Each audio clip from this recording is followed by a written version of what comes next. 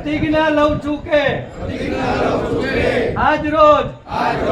માં આશાપુરાના સાનિધ્યમાં માં આશાપુરાની સોગંદ ખાઉં છું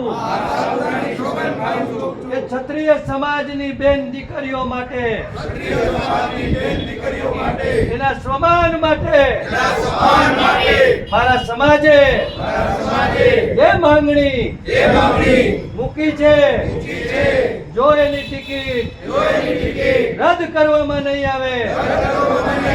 તો આવનારા દિવસોમાં કચકચાવીને